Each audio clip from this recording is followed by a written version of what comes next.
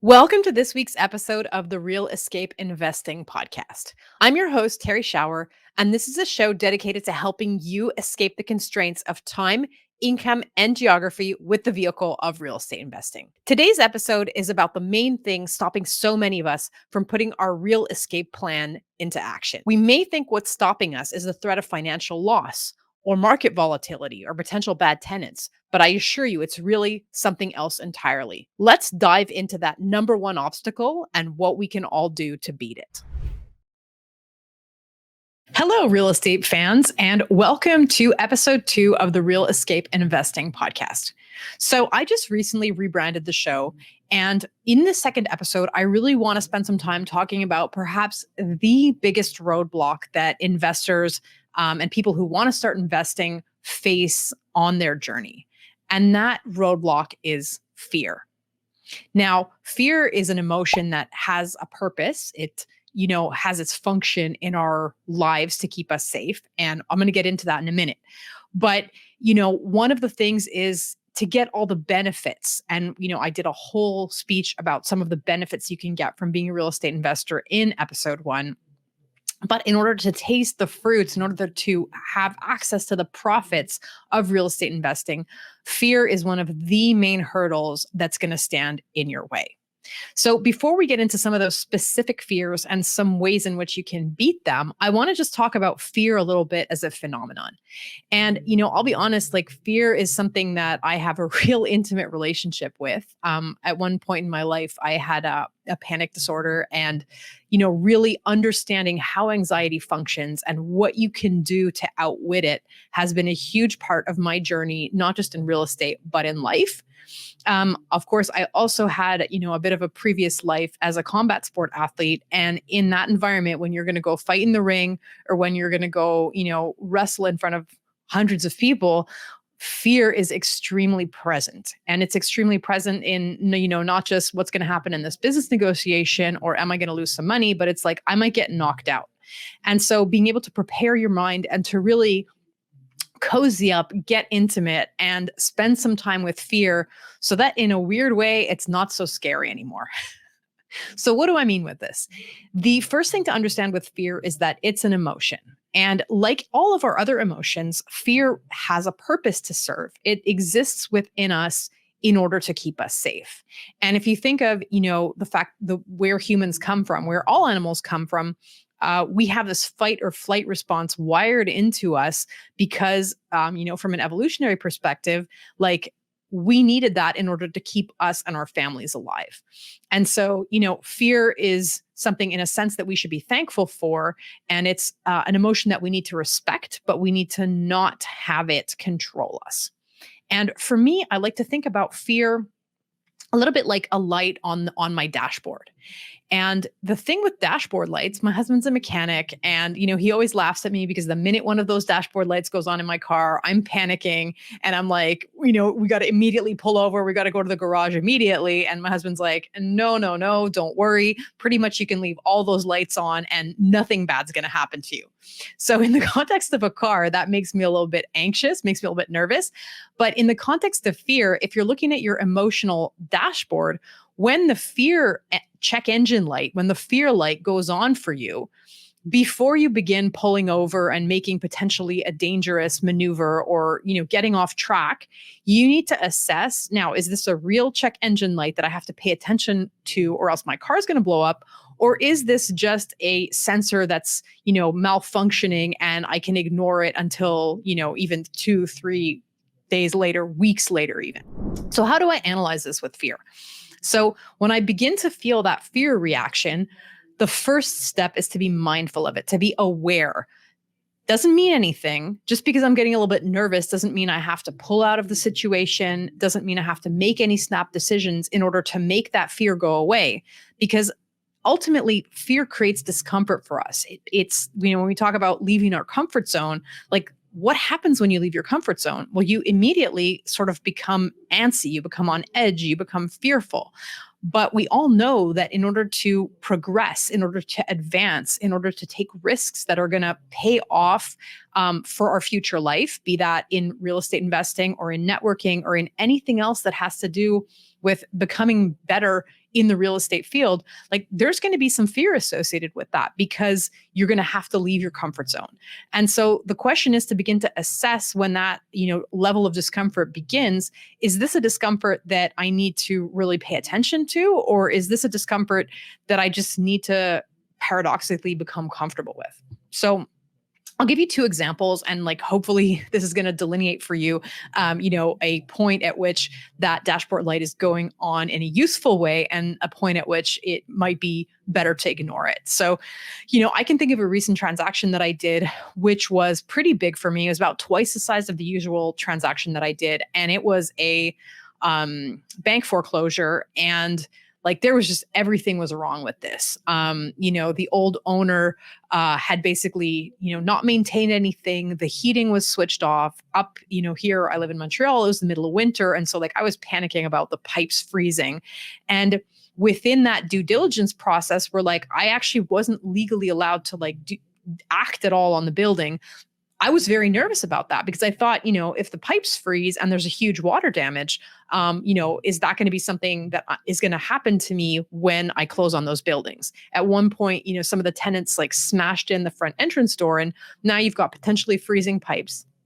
You've got a glass entrance door that's smashed in. So, potentially minus 10 degrees Celsius weather, minus 20 degrees Celsius weather. You have that cold coming into the building, and, I experienced a whole lot of stress and a whole lot of fear. And I think in that situation, that fear is justifiable, and it's a dashboard light that needs to be respected. And I think, in real estate, when you're looking at, the risk level of certain transactions, the amount of leverage you take on, the degree to which you're comfortable with risk or uncomfortable with risk, when should risk make you nervous as far as transactions that you get into, that you pull out of, that kind of fear you need to be respectful of it. Can you, to a certain extent, ignore the dashboard light because maybe there's a little bit more risk than you're used to doing? Every time you tackle a bigger project, there's going to be a bit of that discomfort. But when you begin to feel that discomfort about the level of leverage, something fishy with a transaction, the dollar value of the transaction, other things that could be associated, environmental problems, what other issues could be associated with the transaction. That's the kind of fear you really want to pay attention to.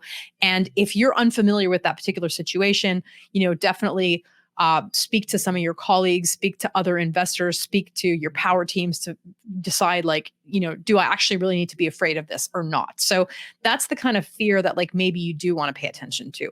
I'll give you another, personal example. I used to be extremely anxious to get into networking situations. I'm a closet introvert, and I used to feel very uncomfortable in networking situations where I had to sort of put myself out there. And, before I learned the science of networking, this is going to be a subject of a later episode, but before I really learned the science of networking, I kind of felt like I was at, not to say a beauty pageant is too extreme, but like the high school dance where like you're kind of nervous and you don't want to be the one left with no one to dance with. So, that's kind of how I felt with networking events. And initially, I took my own discomfort, my own fear in those settings too seriously. And I thought, I'm feeling fearful, I'm feeling uncomfortable. I just don't want to go there. And it wasn't even a conscious thought process. It was actually, I had that feeling of discomfort and I was like, okay, I'm just going to not go. I didn't even really consciously realize that I was making a decision. Like, it wasn't like, okay, I'm fearful, therefore this is actually dangerous, therefore I should not go. It was more like, I feel uncomfortable, and so I'm just going to not go. And that's the kind of fear dashboard light that you maybe don't want to pay attention to, because you have to be aware that dashboard light is going to go on for all sorts of things. It's going to go on sometimes because you should be concerned if the level of risk is maybe too high for you. That's something you need to pay attention to in a deal, a financial deal or something. But if it's tied to something else like networking, like, imposter syndrome, like you're presenting yourself as a real estate investor when maybe you're not really comfortable doing it yet because it's a new role for you, that's the kind of discomfort, the kind of fear that you want to realize is just tied to a dashboard light going on. And it's like there's a sensor going off, but I don't actually need to respect that sensor. And, in the rest of this episode, we'll get into a little bit more of some of the 5 main fears that people have when they either start out as investors or come to scaling their portfolio. And we'll kind of go over them one by one. And as we're doing that, I want you to think about which of those fears resonates with you and to what degree you're maybe giving them too much respect or not enough respect. And I'm going to suggest afterwards you can unpack it how you want in your mind as you go through your life in the next while. But I want to suggest for you that potentially if it's something that's preventing you from getting involved in real estate in the first place, it might be that there's a fear light going off for you that's not necessarily keep alerting you to like a real threat that's going to materialize in the way that you expect it to, but it's potentially a dashboard light going off just because something makes you uncomfortable. Have you really been listening to the episode, or has your monkey mind been taking you off in one direction or another? Our mental habits can be our biggest assets or our biggest liabilities as we pursue certain goals. For me, the biggest performance gains have always come from training my mind. In my book, Mindful Landlord, I talk about how you can train your mind and how you can apply some of these strategies to your journey in the real estate field. The book is available on Amazon and also on its website, mindfullandlord.com. And now I'll stop evangelizing for the power of mental training and let you get back to the show. What's stopping us? What is it that blocks people on their journey? What is it that even prevents people from getting started on this journey? And I think in one word, the answer is fear. Now, those fears it's a little bit like in Greek mythology, the Hydra, right? Like the dragon that has many different heads. And so fear takes many different forms. And I think we looking at what it is that holds people back on their real estate journey, there are specific fears that come up again and again. And I wanted to just name a few of them because these are things that are going to be coming up over and over again in this new iteration of real estate investing. So I think one of the first things that people are afraid of is the fear of financial loss. Many people worry about losing their investment and not making enough profit. They worry about those cataclysmic events. And like, look, I have a memory tattooed in my mind of the first time I signed, the first property I acquired. I signed a mortgage. I was a student at the time. Dad had to co-sign the mortgage, although I had no intention whatsoever of ever knocking on his door to ask him to pay. And, that was my fear at that point. And I remember the first year of owning my first triplex, like I had sleepless nights. Like at one point I had, it was a triplex. I was living in one floor.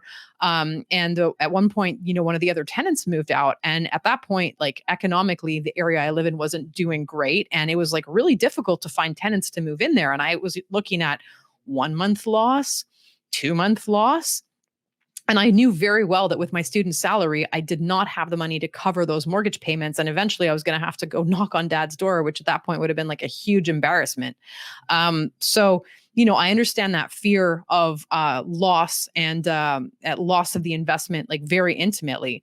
But I think that with time and with hearing other people's stories and with understanding how to mitigate that risk, that's a way in which together we're going to be able to transcend that fear of loss of investment. Because what is it that made it that I stopped having those sleepless nights? What is it that now I can coach people through those moments of, fear around their financial future and like what's going to happen when they close on a building that is worth multiple times of their yearly salary, right? Well, it's knowledge, it's understanding how the market works. It's being surrounded by people who have gone through similar things and hearing those stories of people who have traversed some of those difficult moments on their investing journey and how they get out of it. And then ultimately, it's about building your confidence that should some unforeseen hiccup come up along the way, you're going to have the power, you're going to have the knowledge, you're going to have the ability to overcome it and to make sure that that doesn't translate into something that's going to be existential, that's going to end your journey and is going to be a real, existential problem for you financially. So addressing that fear, I think, is like a huge component on people's journey to real estate success, because it's one of the biggest fears that is stopping people from either investing in the first place or else scaling their portfolio. I want to mention another fear that's kind of attached to this, which comes up again and again in coaching. And this is people who have acquired one property or two properties, they think they got lucky. And so, they see that they've managed to do it once and they're like, okay, I'm not sure that I'm going to be able to carry this through and really make another, continue to grow my portfolio in a way that is, that's going to stack up those wins. They're worried that like I won once, but it's as if I'm gambling and I'm not sure that, next time I roll the dice, I'm going to win. And that fear is also addressed by some of the similar things that I just mentioned, which is having networks around you, hearing stories of other people who have overcome those stories, and taking the guesswork out of making that next investing decision. What are you going to do in order to make sure that your next investment, your next choice is a good one for you? And that it's going to be, if it's your first one, it's going to be profitable. And if it's your second one, how is it going to be as profitable as the first project that you succeeded at? So that's a theme that's going to come up over and over again. The next fear that comes up is the market volatility, the market. A lot of even with seasoned pros who've been in this industry for ages and ages, there's this kind of fear of the black box that is the real estate market, and how that, when interest rates go up or when the property market goes down, or where there's some sort of a wiggle or a hiccup in what's happening with rents. People panic and think, oh, maybe I should stop expanding now, or, oh, maybe I just need to, put my projects on pause and not make another move. And again, I think in dealing with that fear, it's to understand that there are market cycles, and how can you take the risk out of some of those ups and downs? How can you build counter-cyclical ways of investing? In my own practice, I've had my broker's license. I work with a bunch of brokers, and there's a fear among brokers sometimes of like, if the, property purchasing market, if all of a sudden the market goes down, how am I going to make money? How am I going to keep my boat floating?